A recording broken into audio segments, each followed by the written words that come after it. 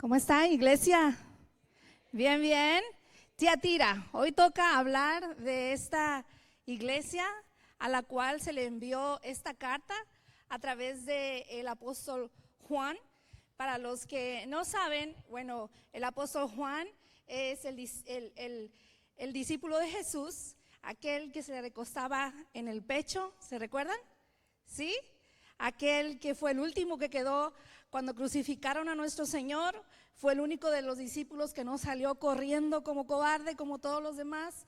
Él se quedó hasta el final. Si tú lees el Evangelio de Juan, te vas a dar cuenta que el apóstol Juan era suave, era tímido, era buena gente, era una persona sensible.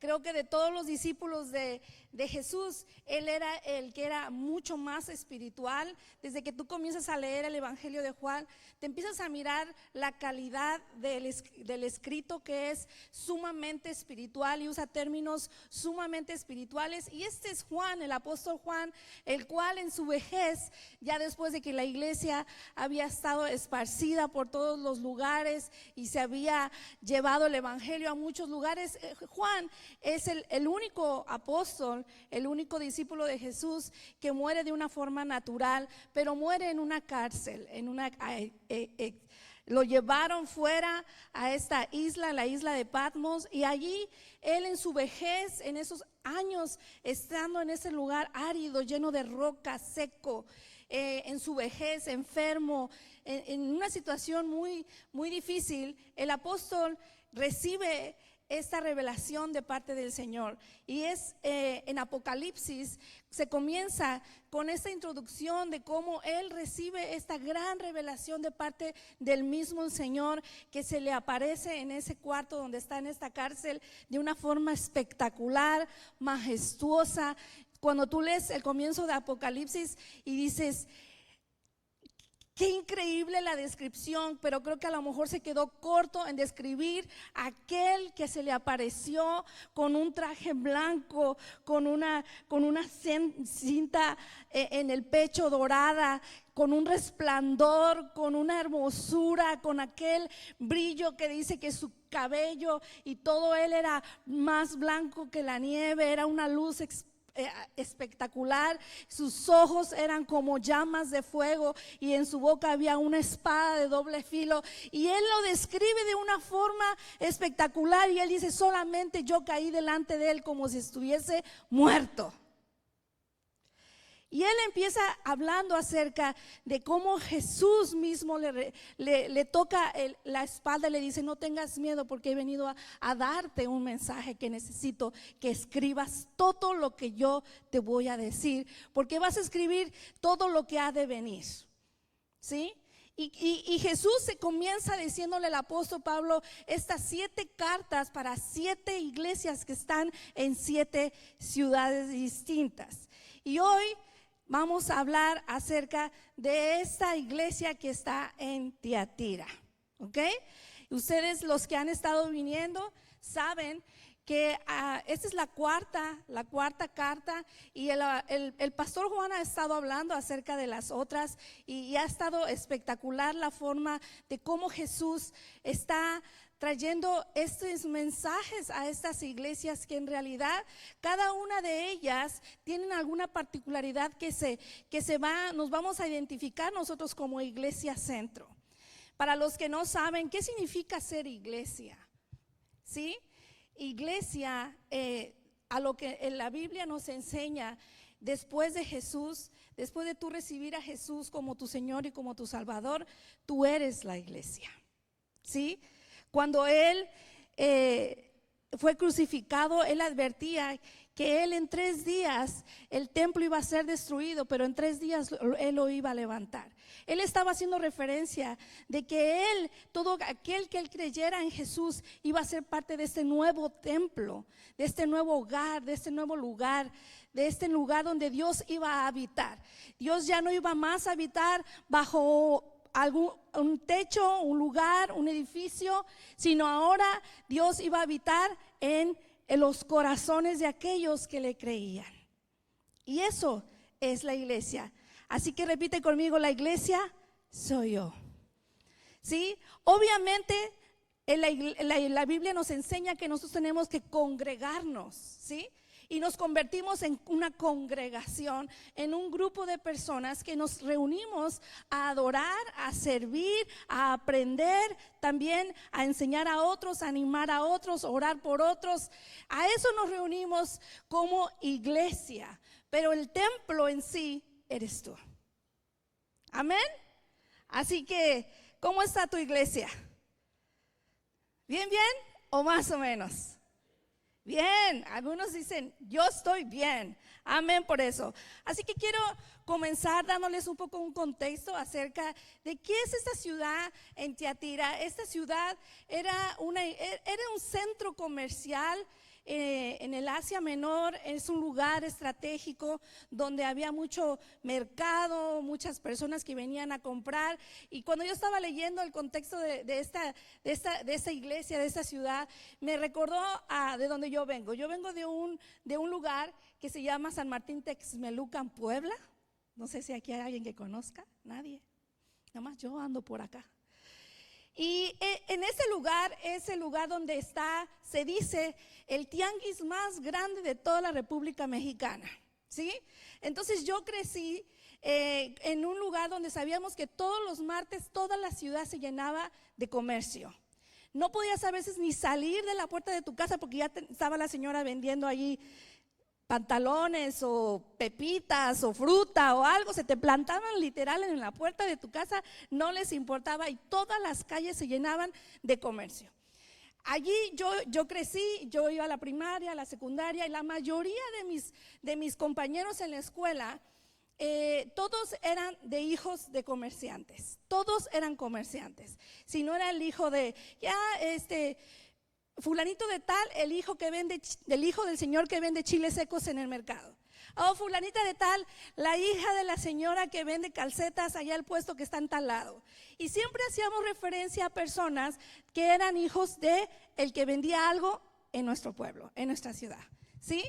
Entonces, yo crecí viendo a muchísima gente que venía de todas las partes de la República a vender todo lo que traían y vendían por mayoreo, y también mucha gente viajaba allí a comprar.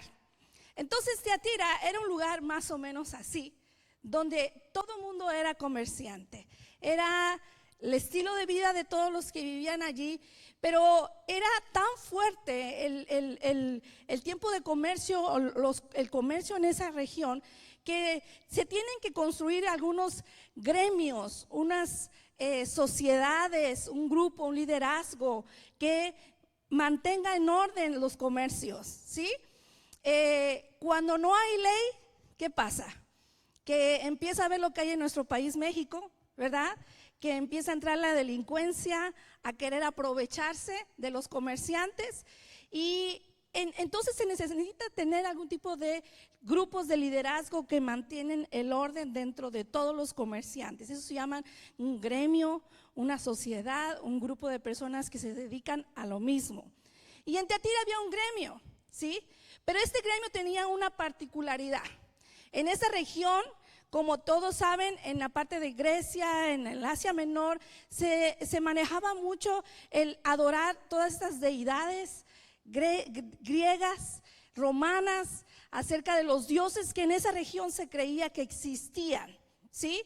Es increíble ver cuando tú lees el Nuevo Testamento, la cantidad de imágenes que te da el Evangelio de cuando Pablo llegó a Roma, cuando va a Éfeso, a Corintios, a todas estas ciudades siempre se topaban con estas ideologías y con estas deidades las cuales la gente adoraba, ¿sí?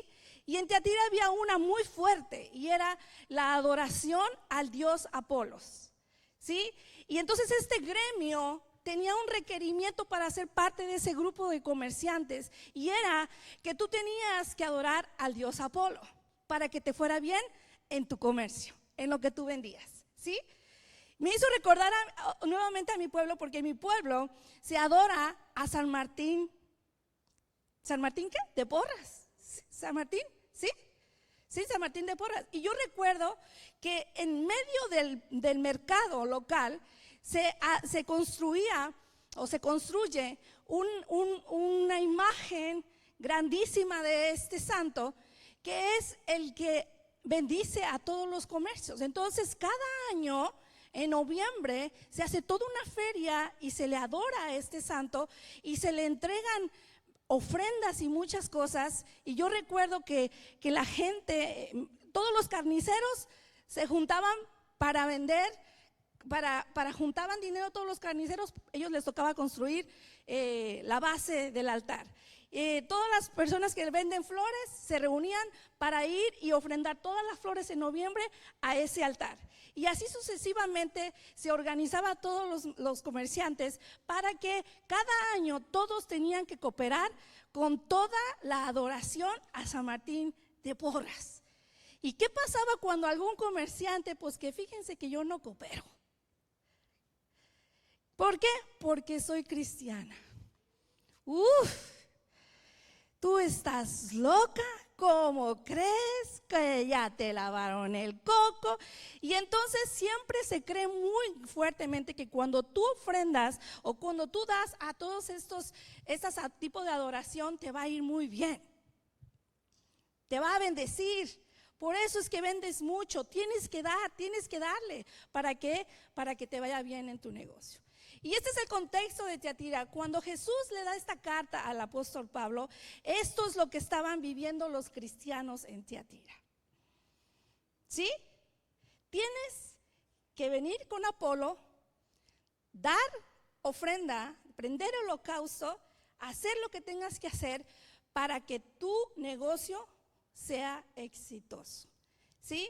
Pero Jesús manda esta carta y la vamos a leer el día de hoy en este contexto de cómo la iglesia estaba en una presión social terrible y querían hacer las cosas bien y querían predicar el evangelio y querían glorificar a Dios con sus vidas y que se conociera de aquel que murió en la cruz, el verdadero y único y absoluto Dios. Y era casi imposible. Pues tan difícil que es que miraron el video que en los días de hoy no existe una iglesia cristiana en la región. ¿Sí ven? ¿Sí? Ahora vamos a leer Apocalipsis 2 y vamos a comenzar del versículo 18 y esto comienza así, dice: escribe esta carta al ángel de la iglesia de Tiatira. Este es el mensaje del Hijo de Dios, el que tiene los ojos como llamas de fuego y los pies como bronce pulido. Jesús se presenta como el Hijo de Dios, y si ustedes han estado aquí las semanas pasadas, las cartas anteriores, Él en cada carta se representa de alguna forma de acuerdo a lo que está viviendo la iglesia en ese momento. Y en esta particular carta es el único lugar en todo Apocalipsis donde Él se refiere a sí mismo como el Hijo de Dios. ¿Saben por qué? Porque Apolos era el hijo del dios Zeus. Y todos adoraban a Apolos porque Apolos era el hijo del gran dios Zeus, el mero jefe de todas las deidades griegas. Y Apolo representaba una parte muy importante dentro de todas las deidades que se adoraban en estas regiones. Y Jesús viene y le dice: mándale a esta iglesia eso que dice el Hijo del Dios Todopoderoso. Y Él se presenta así y dice: aquel que tiene los ojos como fuego y los pies como bronce pulido. En aquella región se trabajaba mucho también el bronce, y también Jesús se refiere a sí mismo como aquel que tiene los ojos de fuego, porque Apolo representaba aquel Dios majestuoso del sol, aquel que lo alumbraba todo. Si tú no sabes cómo manejar tu negocio, ven y dale algo a Apolos, porque él es el Dios sol y te va a alumbrar el entendimiento para que puedas manejar mejor tu vida. ¿Cuántos creen que necesitamos un poco de luz en nuestra vida para ver mejor? Si hay algo que yo le pido a Dios a veces, porque humanamente sí, ya no me preocupa tanto lo que dicen: ay, es que se ven tantas cosas en estos tiempos. Ay, no, qué feo, ¿verdad? Y yo a veces, la verdad, sí le he dicho al Señor: ya no me preocupa lo que veo. a veces sí me preocupa lo que yo no estoy viendo. Porque es tanto el engaño en donde vivimos. Hay tanta maldad, tan sutil, tan que parece buena. En la clase de sectas y religiones les daba yo el ejemplo de aquellos fruteros que las madres mexicanas ponían en sus mesas de fruta de plástico. ¿Se han visto esos fruteros de manzana, naranjas y plátanos? Y son de plástico y los ponen así como un adorno. Y se miran tan reales que sí te dan ganas de darle una mordida a esa manzana. Pero ya cuando la agarras te das cuenta que es plástico, que no es real, pero parece real, ¿verdad? Y en la cultura, en los tiempos que estamos viviendo, hay demasiadas cosas así que parecen reales, pero no lo son. Y a veces humanamente no tenemos la capacidad de ver todo claramente, ¿sí? Necesitamos los ojos de fuego de Jesús, quien va alumbrando absolutamente todo en nuestra vida, y delante de Él no hay nada oculto. Nada oculto. Amén. Yo tengo una pregunta para ustedes. ¿Habrá algo que Jesús no vea? ¿Habrá algo que Jesús dice, ay no, mejor me tapo los ojos? No quiero ver, no quiero ver, no quiero ver, no quiero ver. Jesús se presenta como el Dios todopoderoso con ojos de fuego. Y cierto que Jesús ve absolutamente todo. Lo más importante es que nosotros entendamos que la luz no es mala. Cuando Dios alumbra la maldad de nuestros corazones, cuando Dios alumbra nuestros malos pensamientos, cuando Dios saca a flote todas las malas cosas que estamos haciendo en nuestra vida que no están correctas y que normalmente lo hacemos en lo oculto, en donde no se vea, hay bendición. Porque el deseo de Dios es liberarte de la mentira, y no hay forma de liberarte de la mentira si no la alumbra y la expone para que pierda autoridad y poder en nuestras vidas. Jesús es el que alumbra nuestro entendimiento. Él es el que nos ayuda a pensar mejor, a tener un mejor matrimonio, a ser mejor padres, mejores madres, mejores seres humanos, mejores amigos, mejores alumnos, mejores maestros. Si hay alguien que te puede ayudar a constantemente caminar en la luz y en la verdad, se llama Jesucristo. Su luz, no la tuya, la de Él en ti, es la que va alumbrando. Es como si trajéramos unos focos instalados, ¿no?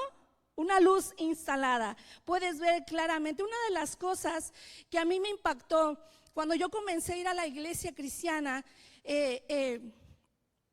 fue de que empecé a mirar las cosas de otra forma.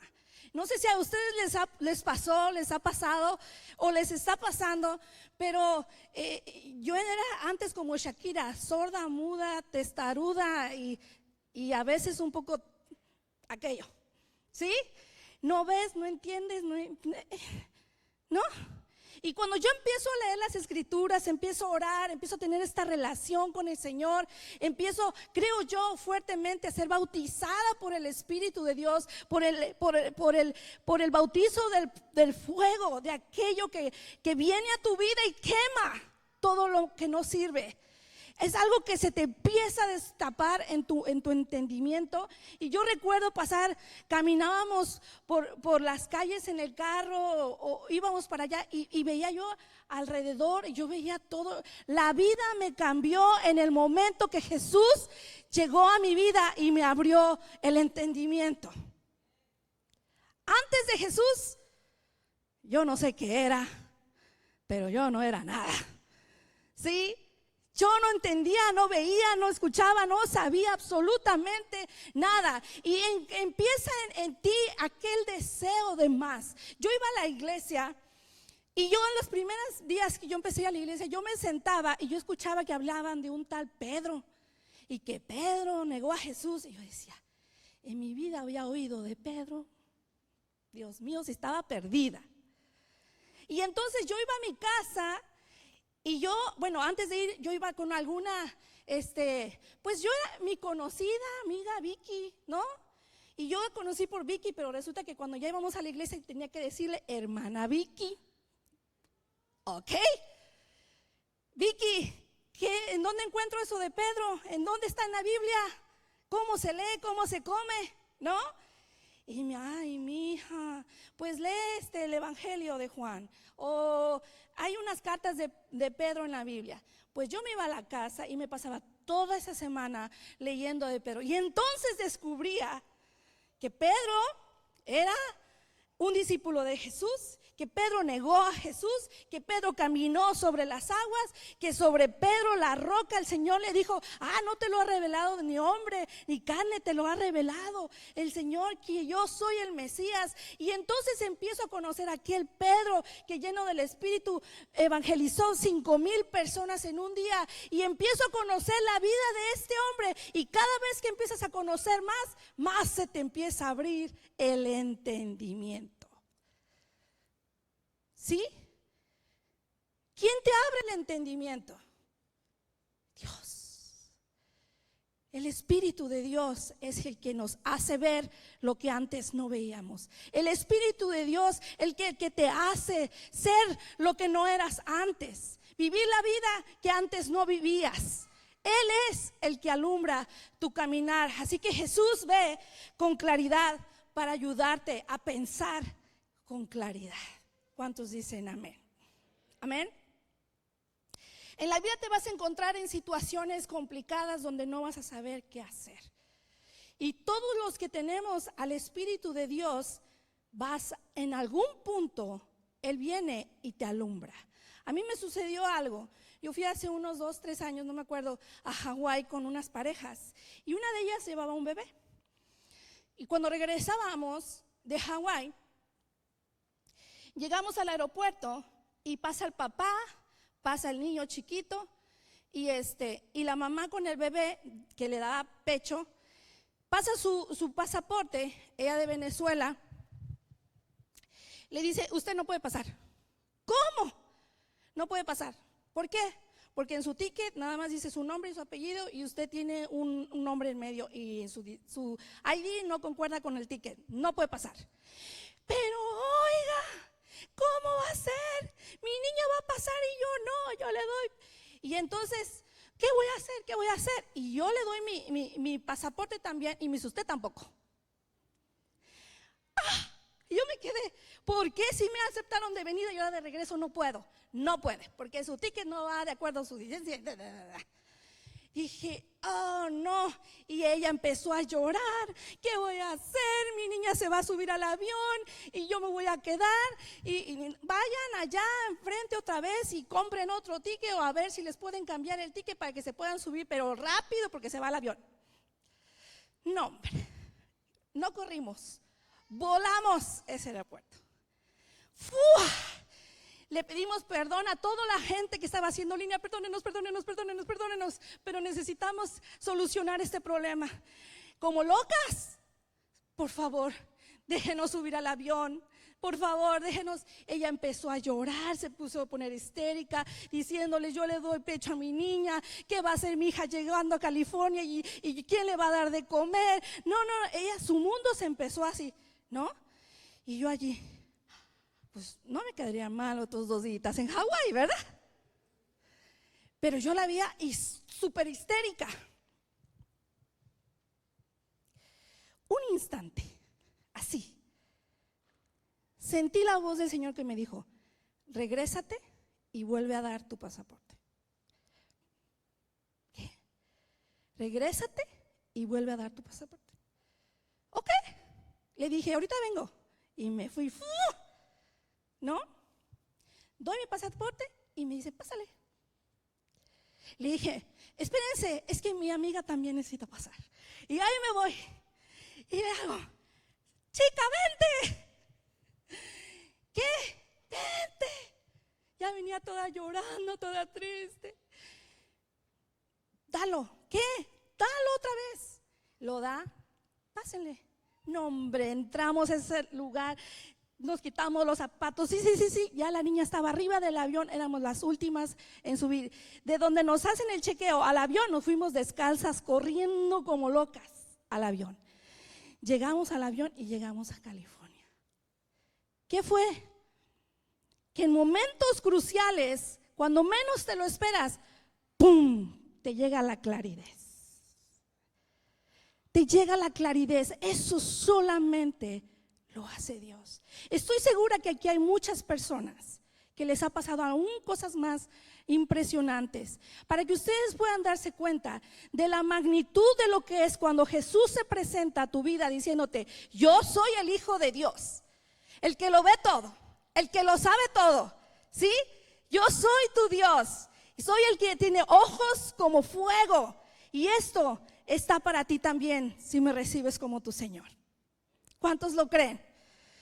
Y así se presenta Dios a la iglesia en Tiatira.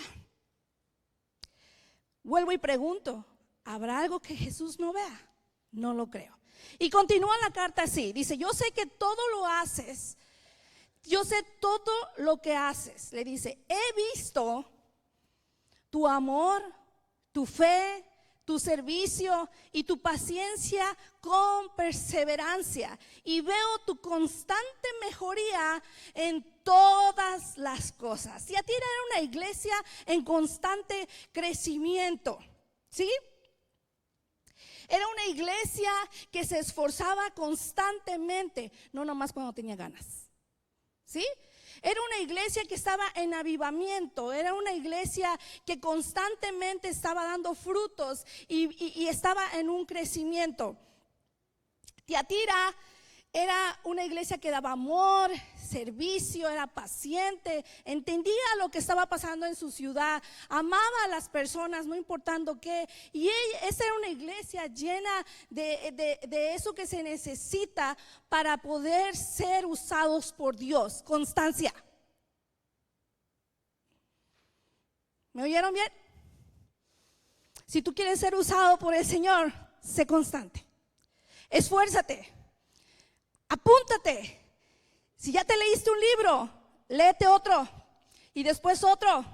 Si lees la Biblia, léela más profundamente. Apúntate a las clases en tu iglesia, ve a los retiros, crece constantemente en todas las áreas de tu vida. Una de las particularidades de las personas que están en una espiritualidad inteligente y correcta y sana son personas que constantemente están creciendo. Que tu estado de hoy no sea el mismo de hace 10 años. Que tu forma de ser no sea la misma de hace 2 años. Si tú estás empezando a crecer, yo veía feo a mi mujer, pero ahora ya como que me cae bien, estás creciendo. Como que me caía mal la suegra, pero ahora como que ya la aguanto, ya estás creciendo. A mí no me gustaba leer, nada más leía la Biblia y me dormía. Pero ahora ya la lees, estás creciendo, felicidades.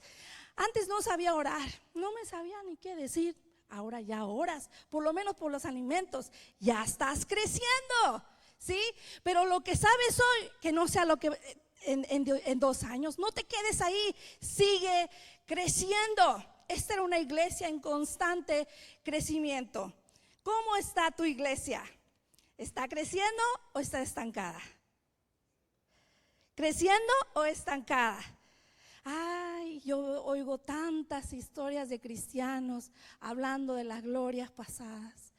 Yo me acuerdo cuando cantábamos las de Jesús Adrián Romero. Qué tiempos, ¿no? Cantábamos las de Marcos Witt, aquellas de Marco Barriento. Qué tiempos, sí, pero hoy cantamos otras canciones también igual de buenas. Igual nos gozamos.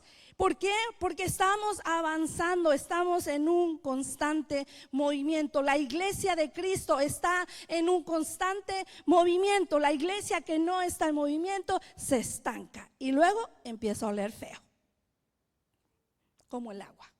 ¿Sí o no? Que tu vida esté en constante crecimiento. Acuérdate de estas palabras. Amén.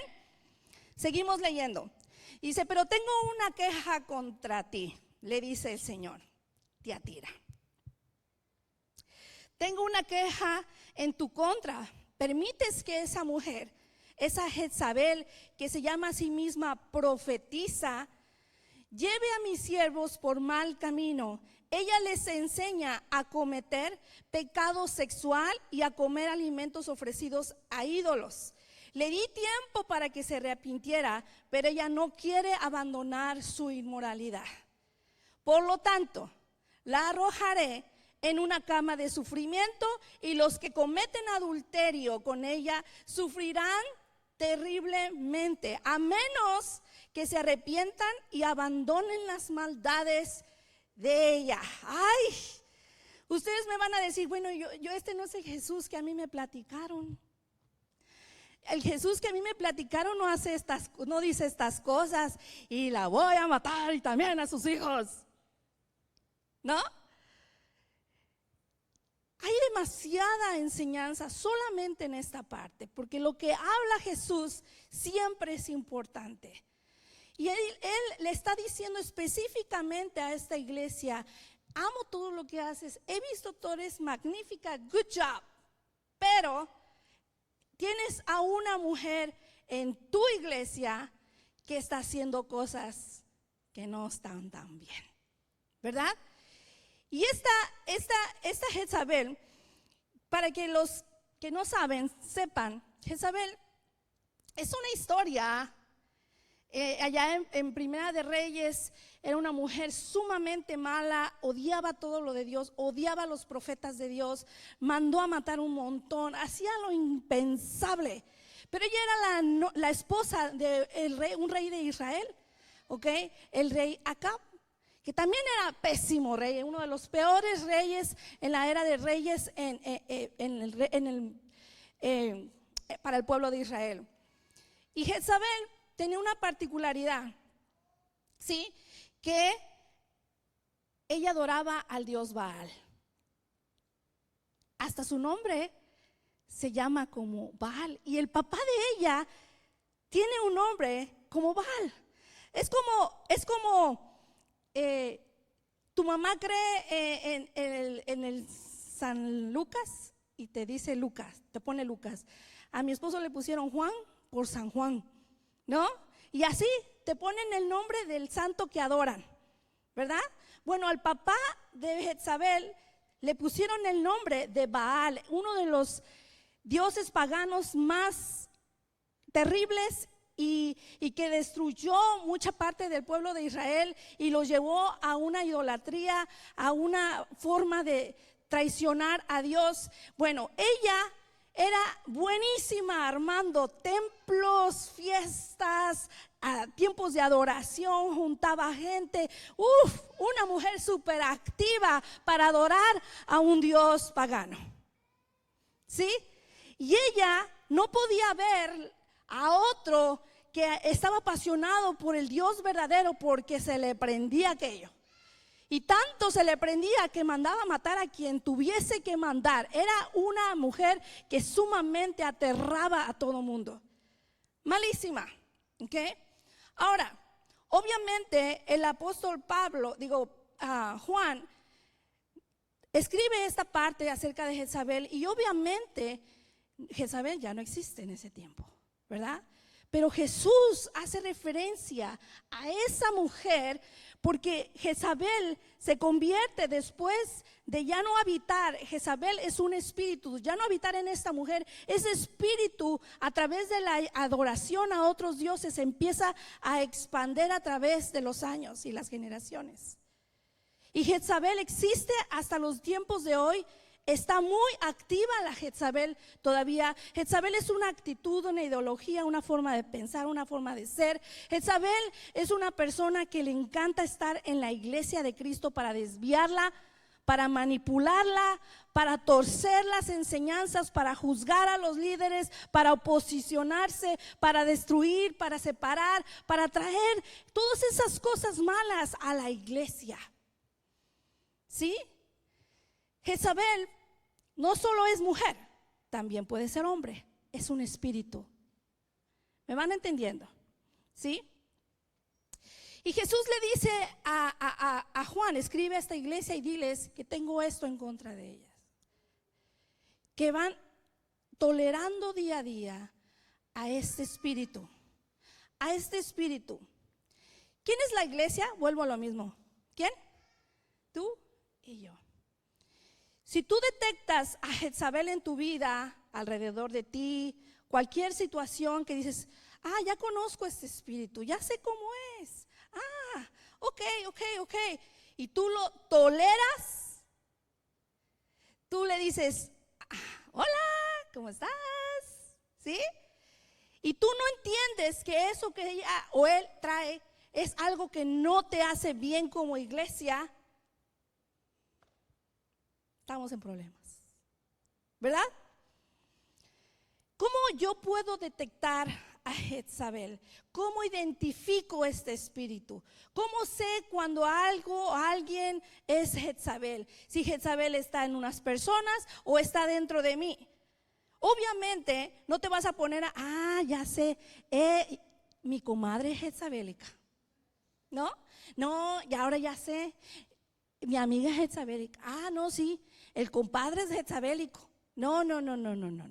Esto no es para que tú empieces a mirar a todo mundo como jezabélico y le digas, ay, cruz. No, esto es para que tú autoanalices y pienses que tanto yo estoy tolerando esto.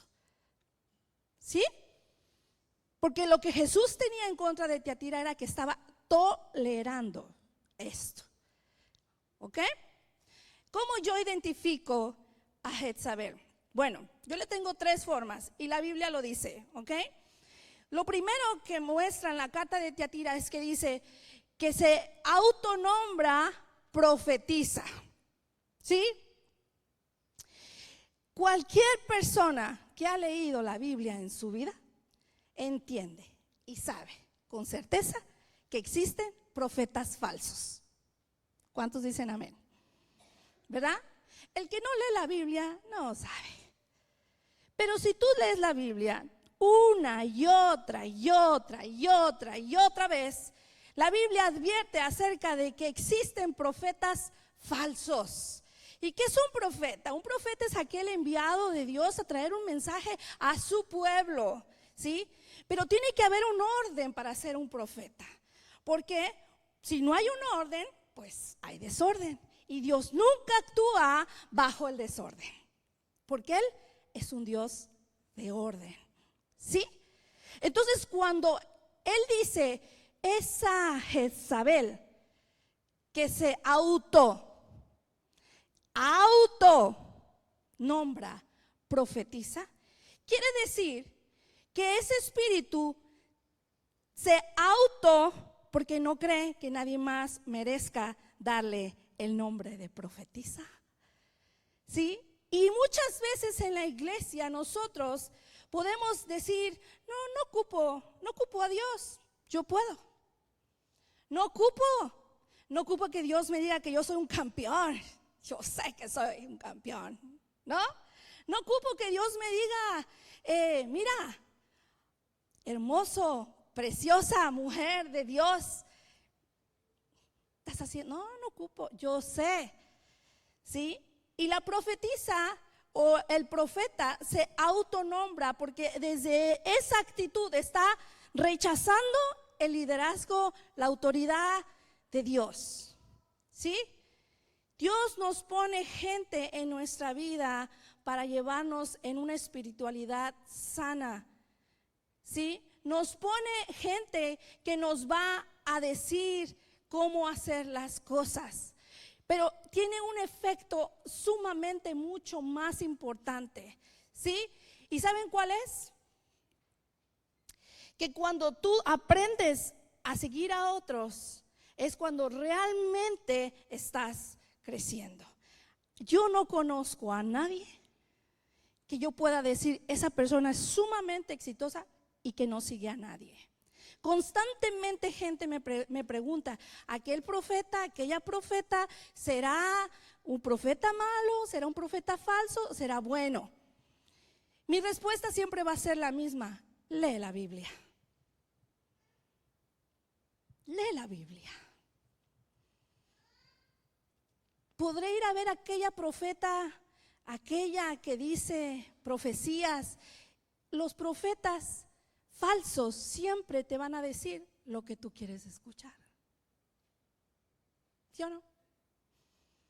Ay, yo veo que el Señor me dice que tú vas a estar bien. Eso me lo dice la Biblia muchas veces. El Señor me dice que tú eres un hombre en victoria. Sí, soy en victoria en Cristo Jesús, sometido a Cristo Jesús, porque fuera de Cristo Jesús yo no tengo victoria de nada. ¿Sí? Entonces, el espíritu de la profeta tiene que ser un espíritu dirigido por Dios. Es algo que Dios da, pero Dios nunca da fuera de orden. ¿Sí? Fuera de orden. Si tú quieres saber quién es un profeta bueno, un profeta malo, ve a quién sigue. Si tiene iglesia, es increíble. Hay profetas, llenan estadios y gente paga por irlos a ver. Y tú le preguntas a ese profeta si tiene pastor, no tiene ni pastor. No tiene ni iglesia. ¿Cómo se llama su iglesia? No tiene iglesia. ¿Sí? Porque se autonombran profetizas. Vamos entendiendo. ¿Sí? Lo segundo, ¿cómo identifica una Jezabel? Esto es lo que hace. Enseña a adulterar con dioses falsos. Miren una cosa, en las escrituras, cuando Dios se refiere al pueblo de Dios, a la iglesia, y cómo la iglesia adultera, la iglesia es la novia de Jesús, ¿sí? ¿Y cómo adultera una novia? ¿Cómo? Le es infiel al novio, ¿no? ¿O no? Él es infiel al novio. ¿Y quién es el novio de la iglesia? Jesús, ¿sí? Jesús es el novio, la iglesia es la novia, y cuando Dios se refiere a que la novia está adulterando, es porque no está adorando al novio, a Dios, sino está adorando a otros dioses. Eso bíblicamente es un término que se usa cuando se hace referencia a alguien que no está adorando al Dios único y verdadero, sino está adorando a otros dioses. Esa persona está adulterando espiritualmente. ¿Sí? Y eso en nuestro contexto, en nuestra cultura, es sumamente común, adulterar. ¿Sí? Sumamente. Nosotros ya desde que nacimos casi ya estamos adulterando, ¿verdad? Ya nos llaman como el santo de aquí, la virgen de allá, nos ponen cositas acá que es que mira, si te pones esto, el Dios Sol te va a bendecir, que mira, que si te echas agüita, que si te echas esto, que te echas, adulterando. Pero cuando tú ya estás en Cristo Jesús y sabes que solamente hay un Dios verdadero, todos los demás no son dioses, ¿sí? Tú sabes quién es el único y verdadero Dios, y tú te mantienes fiel. Pero cuando de repente te llega Jezabel por aquí, Jezabel por acá, ándale, tantito no hace mal. A Tiatira le pasaba eso, ándale, bueno, ya todo mundo va y ofrenda a Apolos, tú también hazlo, hombre. Ya ¿qué te va a pasar? Tú sigues yendo a tu iglesia cristiana, pero haz eso, que tanto es tantito. ¿Sí o no? Y entonces estamos constantemente siendo atacados de un espíritu que quiere desviarte de que tú adores al Dios único y verdadero. Cuando yo comencé en las cosas del Señor, eso lo he platicado, yo no me consideraba, yo no creía, pues ustedes saben, sin Cristo usted no sabe nada, ¿verdad? Y entonces yo decía, no, estoy bien. Pero un día orando en la sala de mi casa, escuché claramente como el Señor me decía, tú idolatras a alguien, idolatras a alguien. No, yo no, mira, yo no tengo nada, ni un santo en mi casa. No, sí, a alguien, y lo tienes bien en alto. No,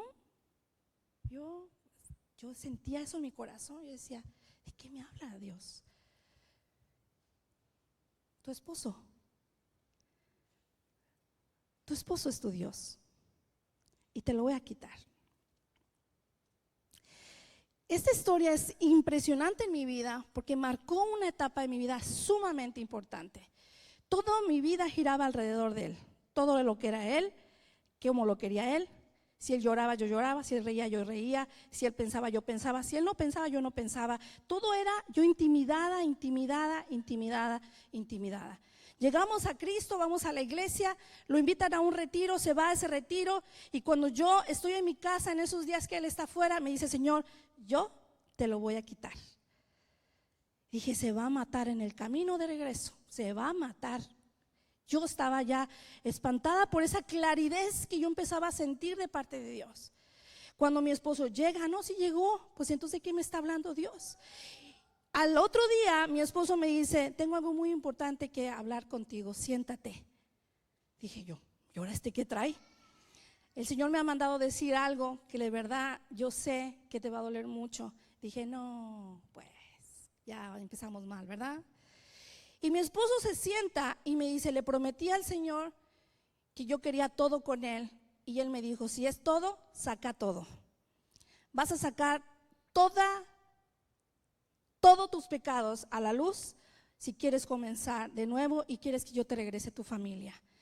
Y mi esposo muy obedientemente se sentó, sabiendo que me iba a herir, me confesó todas sus, ya saben ustedes qué. ¿Sí? Ahí se cayó mi ídolo. Cuando todo era él será esto, pero infiel no. Ay, tu marido sí es infiel, hablas porque el tuyo es bien infiel, pero el mío no. Ídolo, lo idolatraba, lo creía buena gente, lo creía que era fiel, lo creía tantas cosas. Y Dios me dijo: el único bueno y fiel soy yo, te lo voy a quitar. Y él viene y me baja a este Dios que yo tenía para mostrarme quién era el único Dios.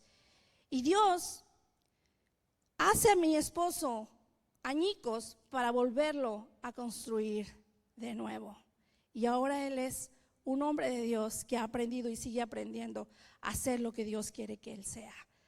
Pero solamente requirió de algo: decidir que Dios sea tu único Dios. Amén. Lo siguiente que Jezabel hace es que quiere que pienses equivocadamente sobre la vida. Jezabel es tan que enseña que tú estás bien y que todo va a estar bien y que te pinta la vida desde una perspectiva sumamente equivocada.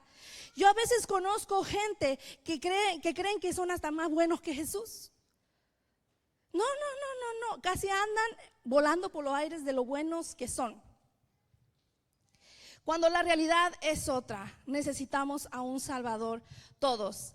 Todas las culturas, movimientos, todas las ideologías que se mueven en estos tiempos que estamos viviendo, muchas son antibíblicas, muchas no tienen nada que ver con Dios, pero sin embargo, como dice la carta, la toleramos y las creemos y las queremos en nuestra vida y queremos vivir de una forma que muchos viven sin saber que estamos siendo contaminados por el espíritu jezabelico. ¿Cómo es la forma de vivir? Y yo quiero leerte en quiero terminar la carta. Dice en Apocalipsis 2:24, dice: pero también tengo un mensaje para el resto de ustedes en Tiatira, los que no han seguido esas falsas enseñanzas, verdades más profundas como ellos los llaman, que en realidad son profundidades de Satanás. No les pediré más, solo que retengan con firmeza lo que tienen hasta que yo venga. A todos los que salgan, miren lo que dice: a todos los que salgan vencedores y me obedezcan hasta el final, les daré autoridad sobre las naciones. Gobernarán las naciones con vara de hierro y las harán pedazos como si fueran ollas de barro. Tendrán la misma autoridad que yo recibí de mi Padre. Y también les daré la estrella de la mañana. Todos todo el que tenga oídos para oír debe escuchar al Espíritu y entender lo que Él dice a las iglesias. Desde el Génesis, Dios quiso delegar autoridad al ser humano. Cuando Él le dijo a Adán, dale nombre a todos los animales, ¿ustedes creen que que Dios necesitaba que Adán le pusiera nombre a los animales? No, Dios se los podía dar, pero Él decidió darle y delegarle autoridad al ser humano para que Él vaya y haga. Nosotros en Dios, en Cristo Jesús, somos una extensión de Dios aquí en la tierra. Estamos en esta tierra para ser luz y ser de bendición. Siempre y cuando, dice el Señor, me obedezcan hasta el final. ¿Sí? ¿Por qué? La autoridad se delega, la autoridad de Dios viene hacia tu vida solamente y únicamente a través de la obediencia. Y al ser humano le cuesta mucho trabajo obedecerle a Dios. ¿Sí o no? Si tú quieres, si tú estás viendo algo en uno de tus hijos y esto es diabólico, esto no está bien, Señor, dame autoridad para cuando yo ore por mis hijos, eso se vaya de mi vida. El Señor te va a decir, obedéceme. ¿Ven? Haz lo que yo te digo. Sé constante, afírmate, alíñate. ¿Ven? Hagamos trabajo tú y yo juntos. El Señor quiere darnos todo lo que Él recibió del Padre. Él quiere que nosotros seamos bendecidos. Lo único que nos quita la bendición de Dios es la desobediencia. Amén. Tener una perspectiva equivocada de la vida es estar influenciado por un espíritu jezabélico. Y para terminar, quiero leer esta parte de Jesús hablándole a los discípulos después de haberle dicho: Pedro, ¿quién dice la gente que yo soy? Ah, tú eres el Mesías. Oh, wow, Pedro, qué inteligente eres, te lo ha revelado. No te lo reveló carne ni sangre, te lo ha revelado el Señor, ¿verdad? ¿Se recuerdan esa parte? Y entonces aquí en Mateo 16 habla Jesús acerca de lo que es la vida. Y miren lo que dice: si a partir de entonces Jesús empezó a decir claramente a sus discípulos que era necesario que fuera a Jerusalén. ¿A qué? Que sufriría muchas cosas terribles a manos de los ancianos, de los principales sacerdotes y de los maestros de la ley religiosa. Lo matarían, pero al tercer día resucitaría. Este es Jesús diciéndole a los discípulos: voy a ir, voy a morir, pero voy a resucitar. Pero entonces Pedro llevó aparte, se espantó Pedro y le dice, comenzó a reprender a Jesús, ¿ok? Y se comenzó a reprenderlo por decir semejantes cosas. Le dice Pedro a Jesús: Dios nos libre, Señor, dijo, esto jamás te suceda a ti. ¿Qué? Morir en la cruz y salvarnos, ¿sí? Fíjense de qué punto Pedro se le fue revelado que Jesús era el Mesías, y en un instante acá estaba dudando de que Él era el Mesías. ¿Sí? En un instante eres una cosa y en otro instante puedes ser engañado. ¿Sí? Y Jesús se dirigió a Pedro y le dijo: aléjate de mí, Satanás. Se me hace tanto la referencia a Tiatira. Haces todas cosas, Pedro, haces tantas cosas buenas. Good job, Pedro, eres bien valiente. Pero de repente te bailan. De repente te bailan y empiezas a creer como todos los demás. Necesito que creas como yo quiero que creas. Y le dice: aléjate de mí, Satanás. Representas una trampa peligrosa para mí. Ves las cosas solamente desde el punto de vista humano y no desde el punto de vista ¿de quién? De Dios. Luego Jesús dijo a sus discípulos: si alguno de ustedes quiere ser mi seguidor, tiene que abandonar ¿qué? Su propia forma de vivir, su propia manera de vivir, tomar su cruz y seguirme. Si tratas de aferrarte a la vida, a tu vida, a tus creencias, a tus formas, a tus ideologías, la perderás. Pero si entregas tu vida por mí, la salvarás. ¿Y qué beneficio tienes si ganas el mundo entero y eres exitoso en todo lo que tú quieres ser, pero pierdes tu alma. ¿Hay algo que valga más que tu alma? Pues el Hijo del Hombre vendrá con sus ángeles en la gloria de su Padre y juzgará a cada persona de acuerdo a sus acciones. Iglesia, Jesús todo lo ve, Jesús todo lo sabe. Él sabe tus luchas, Él sabe que van a venir cosas que te van a torcer, pero tienes que esforzarte a aferrarte a las verdades de Dios. Tienes que esforzarte a seguir creciendo en Dios. Tienes que esforzarte a decidir que Él sea tu único y absoluto Dios y no adorar otras cosas. ¿Sí? Porque Jesús todo lo sabe y Jesús todo lo ve. Él quiere que seas exitoso en todas las áreas. Quiere que seas próspero en todas las cosas. Pero hay algo que necesita que entiendas: que Él es el que lo hace por ti. Es Él en ti. Él en ti, su victoria, su gloria, su bondad, su amor, su fidelidad, todo eso que Él tiene va a actuar solamente a través de ti cuando tú le obedeces. Hay victoria en la obediencia, no hay victoria en la desobediencia. Amén. Señor, ponte de pie, vamos a orar. Señor, gracias por esta palabra que tú nos das. Gracias por tu amor y tus bendiciones. Entendemos hoy, Señor, que no hay autoridad si no nos aprendemos a someter a otra autoridad. Enséñanos a ser humildes. Enséñanos a entender que necesitamos más y cada vez más de ti. Que no podemos ser, Señor, personas egoístas que solamente piensan en sus propios beneficios. Tenemos que entender que todo es acerca de ti, Señor. Te damos gracias por este tiempo en tu palabra, Dios. En el nombre de Jesús. Amén y amén.